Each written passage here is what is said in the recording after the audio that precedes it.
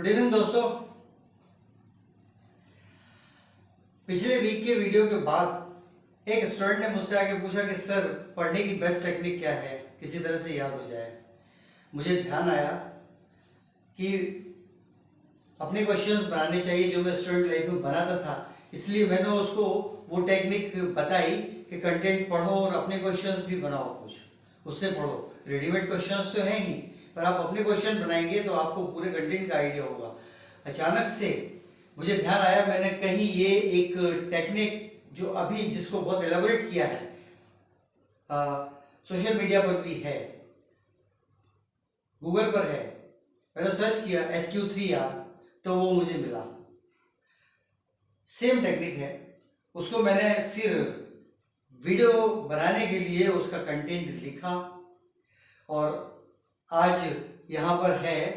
Board work करने के बाद मैंने उसे टाइटल दिया। So I have titled today's video as study technique 1। दो सीक्वेंस में होगा, अगले में भी होगा, एक दूसरी टेक्निक और है। So study technique 1, top score through SQ3R। SQ3R में S means survey, Q means question and 3R stand for read, recite and review. Read, recite and review. So let me begin with, ज़्यादा लंबा कुछ description न देते हुए, ये technique है SQ3R। इसमें सबसे पहला है, फाउंडेशन है उसकी, सर्वे। व्हाट सर्वे? सर्वे में ये करना है कि read the heading, sub heading, chart और डायग्राम ऑफ ए चैप्टर। एक चैप्टर देखिए, उसमें जो जो कुछ भी दिया हुआ सबसे पहले उसको पढ़िए। रीड द हेडिंग, हेडिंग पढ़िए, सब उनमें एक हेडिंग में 2-3 सब हेडिंग हो सकती है, उनको पढ़िए, वो उसी के अंडर में है। जैसे 1, उसके बाद ABC, फिर 2, फिर जो कुछ भी हुआ। So read the heading, sub heading, chart और डायग्राम ऑफ ए चैप्टर, जो जो कुछ भी है सब। Then come to question, S के बाद Q। So this is question. Enlist the question relevant to the headings और सब हेडिंग्स। जितने भी क्वेश्चंस हैं उन सबको लिस्ट बना लीजिए उनकी कंटेंट के हिसाब से, इस कंटेंट के हिसाब से। कभी कभी चार्ट के ऊपर भी क्वेश्चन निकल आते हैं, या कोई ग्राफ है, डायग्राम है, उस पर भी क्वेश्चन आ सकते हैं। अपनी टेक्निक है। So enlist the question relevant to the headings और सब हेडिंग्स, जो भी है। इसके बाद अब आता है R part, read the content. ये जो कंटेंट है, ये पहले सुपरफिशियली देखा था, इन सब चीजों को देखने के लिए अब उस पूरे कंटेंट को पढ़िए। Read the content and search the answers of this question. In questions के आंसर्स को उस कंटेंट में सर्च कीजिए, खोजिए।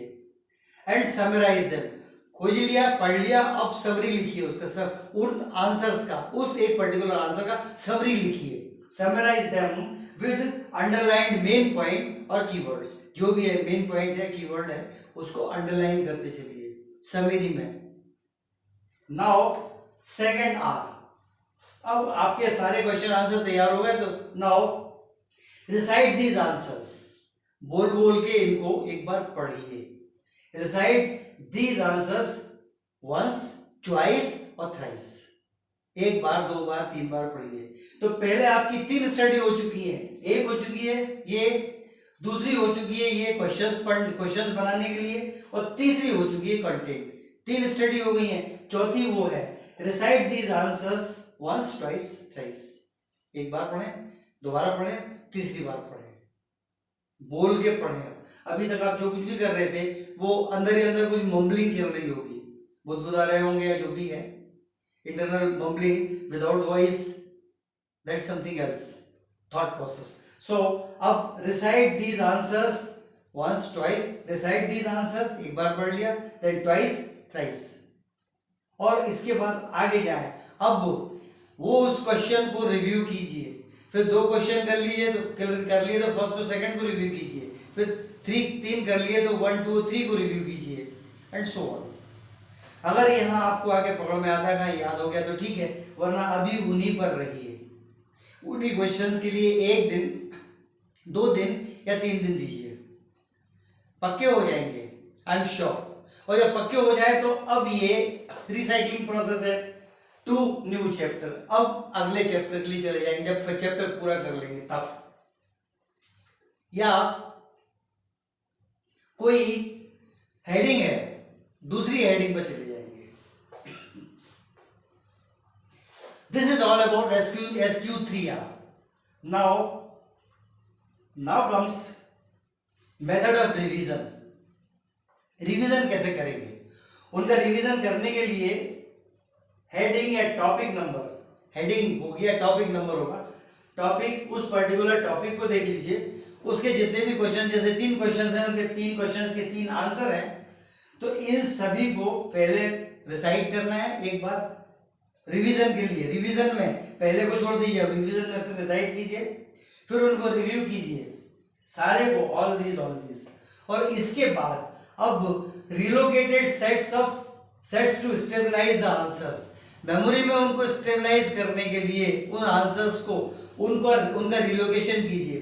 जैसे पहले ये सेट पढ़ा first second and third, first, उसके बाद सेकंड, फिर थर्ड, उसके बाद दूसरा सेट उठाइए, सेकंड थर्ड फर्स्ट, फिर सेकंड क्वेश्चन आंसर को पढ़िए, फिर थर्ड को पढ़िए, फिर फर्स्ट को जाइए, उसके बाद अगला सेट उठाइए, रिलोकेशन है, तीसरे को, दूसरे को और पहले को एक के बाद एक पढ़िए, पहले तीसरा पढ़िए, फिर दूसरा पढ़िए, फिर पहला पढ़िए।